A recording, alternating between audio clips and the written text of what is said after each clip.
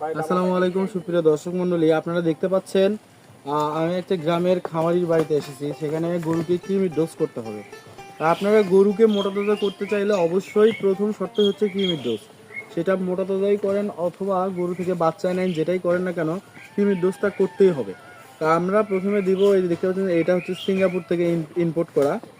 তো প্রথম অবস্থায় হাট থেকে গরু কেনার পরে এইটা দেওয়ার কারণ হচ্ছে আপনার হাট থেকে অনেক সময় গরুর ভিতরে খুরা রোগ বা বিভিন্ন ভাইরাস জনিত রোগ যদি হালকা পাতলা ধরে থাকে, তাহলে এই কৃমি ইঞ্জেকশন দিলে হালকা সমস্যা থাকলে ওটাও ক্লিয়ার হয়ে যায়।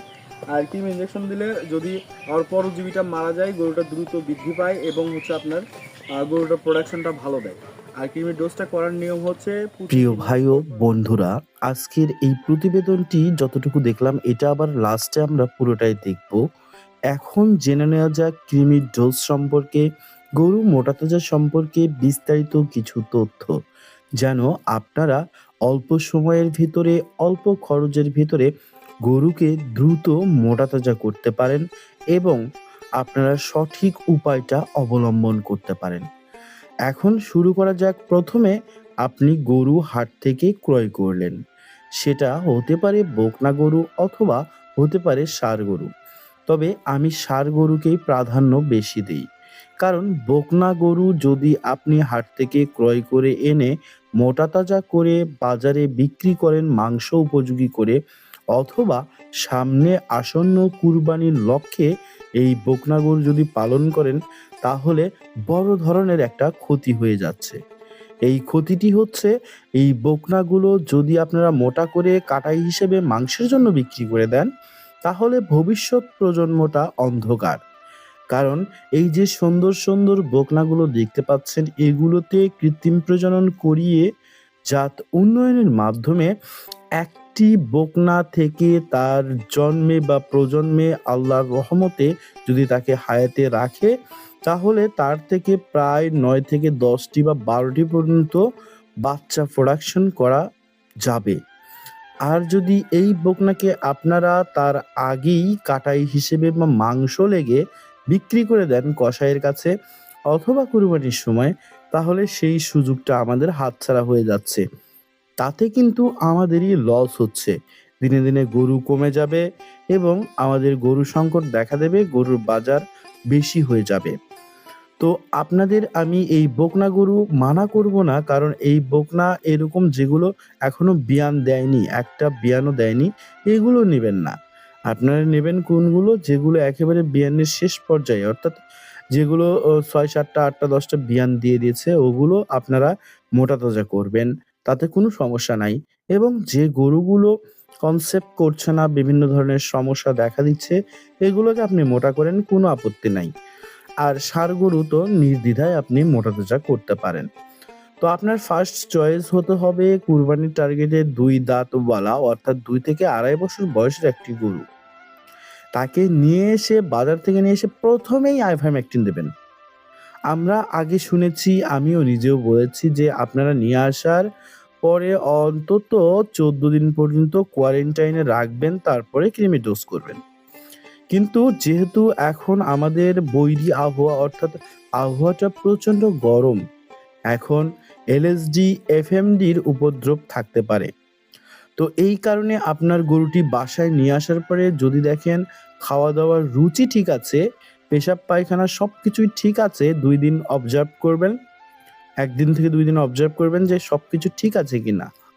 যদি সবকিছু ঠিক থাকে, তাহলে আপনি প্রথমেই নিয়ে এসে আইভারমেকটিন 1% চামড়ার নিচে ৩৫ কেজি ওজনের জন্য ১ মিলি হিসাবে দিয়ে দিবেন। তাতে করে উপকার হবে, আইভারমেকটিন 1% যেহেতু অন্তঃপরজীবী ও বহিঃপরজীবী মেরে ফেলে। সেই জন্য এই গরু যদি কোনো কারণে চামড়ার ওপরে বা চামড়ার নিচে, খুরের ভিতরে অথবা পায়ের খুরের ওপরে যদি কোনো ভাইরাল ডিজিজে আক্রান্ত হয়ে থাকে পূর্বে, তাহলে একটু একটু যদি সমস্যাও থেকে থাকে, আইভারমেকটিন করার ফলে আপনার গরুটি পুরোপুরি সুস্থ এবং শুকিয়ে যাবে। তাতে করে আপনি বিপদের সম্মুখীন বা বিপদের হাত থেকে বেঁচে যাবেন। আর যদি আপনি চান ১৪ দিন কোয়ারেন্টাইন করেও এটা করতে পারেন, কিন্তু এটা আমার ব্যক্তিগত মতামত, একান্তই।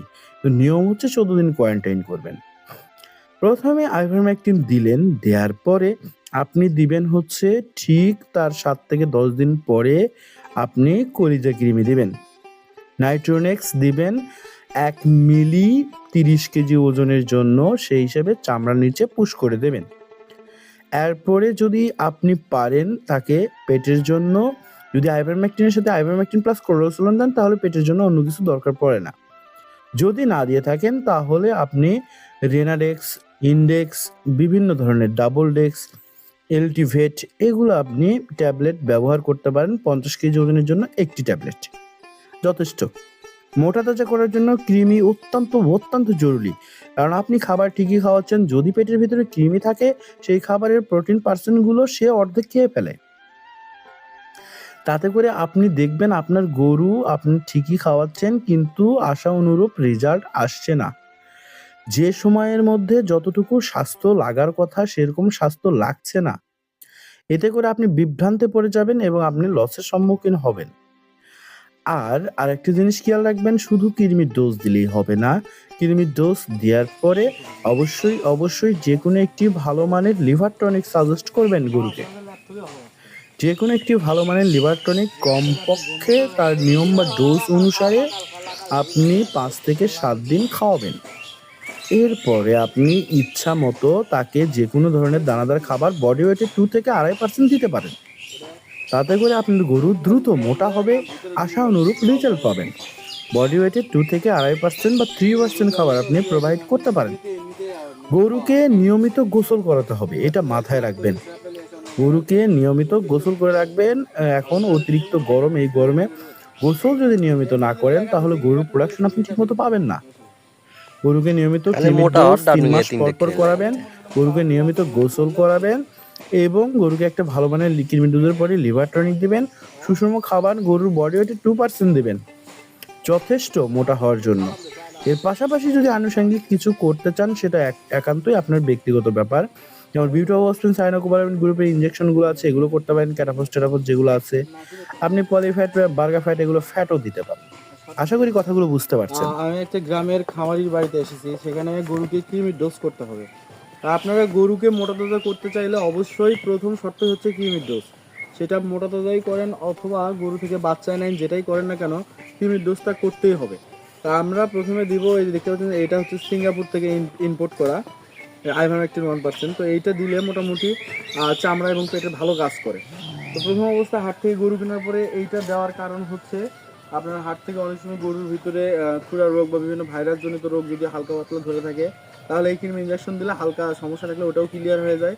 আর কৃমি ইঞ্জেকশন দিলে যদি আর পরজীবীটা মারা যায় গরুটা দ্রুত বৃদ্ধি পায় এবং হচ্ছে আপনার গরুটার প্রোডাকশনটা ভালো দেয়। আর কৃমির ডোজটা করার নিয়ম হচ্ছে প্রতি 3 মাস পর পর আপনারা একবার করে কৃমির ডোজ করবেন। এবং অবশ্যই গরুর যদি সমস্যা থাকে সমস্যা দেখে কলিজা কৃমি নাইট্রোনেক্স পাওয়া যায়, এটাও করতে পারেন। পরবর্তীতে আজ থেকে 14 দিন পরে করতে পারেন যদি সমস্যা দেখা দেয়। আর না হলে শুধুমাত্র আইভারমেকটিন ক্লোরোসুলন এইটা হলেই যথেষ্ট। অথবা যারা এই ধরনের কিছু দিতে না চান তারা শুধু পেট ক্লিয়ার করার জন্য বিভিন্ন ধরনের ট্যাবলেট পাওয়া যায় বাজারে কিনতে, এই ট্যাবলেটগুলো আপনারা দিতে পারেন। তাতে করেও মোটামুটি ভালো রেজাল্ট আসে, কিন্তু ট্যাবলেটটা শুধুমাত্র পেটের কাজ করেই বেশি।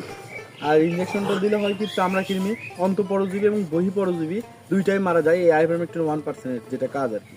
তা আশা করছি সবাই নিয়মিত কৃমির ডোজ করবেন, গরুকে সুস্থ রাখবেন, ভালো থাকবেন। দেখা হবে নতুন কোনো ভিডিওতে। ধন্যবাদ।